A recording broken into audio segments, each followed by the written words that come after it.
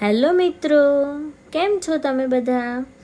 આજે આપણે જોઈશું અહીંયા છે ને કોબા સર્કલ ગાંધીનગર વિઝિટિંગ અધ્યાપકની જરૂરિયાત છે એવી એક નોટિફિકેશન આવી છે. તો એ કસ્તુરબા સ્ત્રી અધ્યયન મંદિર છે ને એમાં એનું પ્રોપર એડ્રેસ છે કોબા, તાલુકો જિલ્લો ગાંધીનગર. ત્યાં છે ને વિઝિટિંગ અધ્યાપકની જરૂરિયાત છે. એટલે ત્યાં વિઝિટિંગ ફેકલ્ટી કહેવાય ને કે ખાલી લેક્ચર લેવા માટે જવાનું, એવા અધ્યાપકની જરૂરિયાત છે. તો એમાં જો કયા સબ્જેક્ટમાં કેટલી જરૂરિયાત છે અને શૈક્ષણિક લાયકાત શું જોઈએ છે એ બધી તમને માહિતી અહીંયાથી મળી જશે. તો જો એમાં સૌથી પહેલું છે ગણિત અને વિજ્ઞાન. તો એમાં ટોટલ વેકેન્સી કેટલી છે? બે વેકેન્સી છે. હવે એમાં ક્વોલિફિકેશન શું જોઈએ છે એ લોકોને? તો જો MScમાં 55% વત્તા એમએડમાં 55% અથવા MScમાં 55% અને બીએડમાં 55%. એટલે જો એમએડ ના કર્યું હોય તો એ લોકો પણ MSc બીએડના બેઝ ઉપર અહીંયા અપ્લાય કરી શકે છે. અને એ લોકોને ઓછામાં ઓછો 5 વર્ષનો સંવેતન શૈક્ષણિક અનુભવ જોઈએ. એટલે ઓછામાં ઓછો 5 વર્ષનો ટીચિંગ તમે ભણાવેલું છે એવો અનુભવ જોઈએ. અને બીજું છે મનોવિજ્ઞાન માટે. એમાં ટોટલ 1 વેકેન્સી ખાલી છે. એમાં એ લોકોને ક્વોલિફિકેશન જોઈએ છે MA 55% સાથે વત્તા એમએડ 55%. અથવા આમાં પણ તમે એમએડ ના કરેલું હોય તો બીએડના બેઝ પર ફોર્મ ભરી શકો છો. આમાં પણ MA 55% અને બીએડ 55% સાથે જોઈએ છે. એટલે ટૂંકમાં અહીંયા બધામાં 50%થી ઉપર અને 60%થી નીચે એટલા પર્સન્ટેજ જો તમારે હોય તો તમે આમાં ચોક્કસ અપ્લાય કરી શકો છો. આમાં પણ તમને 5 વર્ષનો સંવેતન શૈક્ષણિક અનુભવ હોવો જોઈએ. પછી વાત થઈ બીજો સબ્જેક્ટ, તો જેમાં છે ગુજરાતી ઇતિહાસ. એમાં એક વેકેન્સી છે. પછી સામાજિક વિજ્ઞાન, તો એમાં પણ 1 વેકેન્સી છે.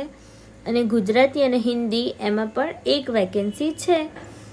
હવે આપણે જોઈએ કે એના માટે તમારે આ જે સ્કૂલ છે એ શાળાનો સમય શું રહેશે, અરજી કરવાની તારીખ કઈ છે અને એનું વેતન શું મળશે. તો જો શાળાનો સમય છે સવારે 10:50 સાંજે 5:15 સુધીનો. એટલે સ્કૂલ ટાઈમ જ 10:50 એટલે કે 11 વાગ્યાનો કહેવાય. 11 વાગ્યાથી 5:15 સુધી. અરજી કરવાની તારીખ છે તારીખ 19/8/2026 લઈને 29/8/2026 સુધી તમે ક્યારે પણ એપ્લાય કરી શકો છો. એનું તમને માનવ વેતન મળશે 1,000 રૂપિયા પ્રતિ દિવસ. એટલે દિવસનો તમને 1,000 રૂપિયા ચાર્જ તો આપશે. હવે નિમણૂક કેવી રીતના છે? તો આમાં એવું છે કે નિમણૂક તદ્દન હંગામી રહેશે. એટલે જેવી રીતના અરજી થઈ ગઈ એવી રીતે બધાના ફોર્મ ભરાઈ જશે અને ઇન્ટરવ્યૂ લઈને તરત જ કરી દેવામાં આવશે. પછી સરકારી કોઈ પણ પ્રકારનો લાભ મળશે નહીં. જો તમે આમાં જોબ કરવા માંડ્યા તો તમને સરકારીનો લાભ નહીં મળે.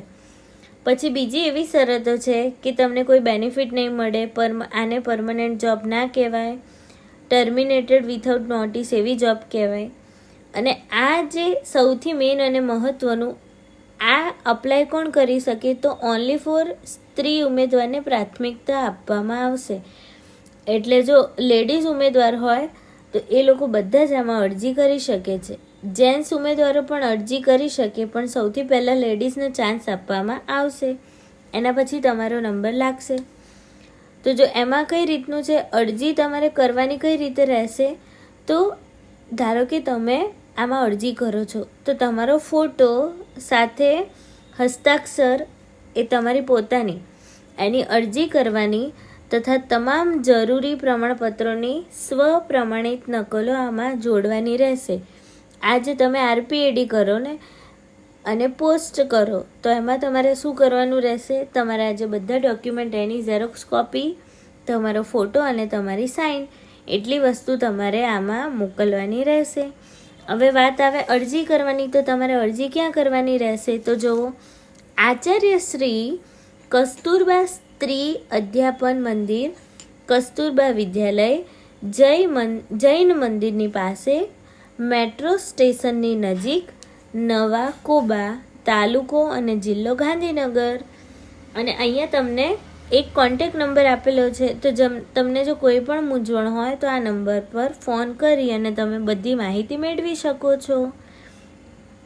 તો આવી રીતે અહીંયા આજે સ્કૂલ છે એમાં ઓન ધ સ્પોટ અત્યારે ટીચરની વેકેન્સી છે, તો તમે એક વખત જઈને મળતા આવો. બરાબર. જો તમને આવા જ વિડીયો જોઈતા હોય તો અમારી ચેનલને સબસ્ક્રાઈબ કરજો. Thank you for watching.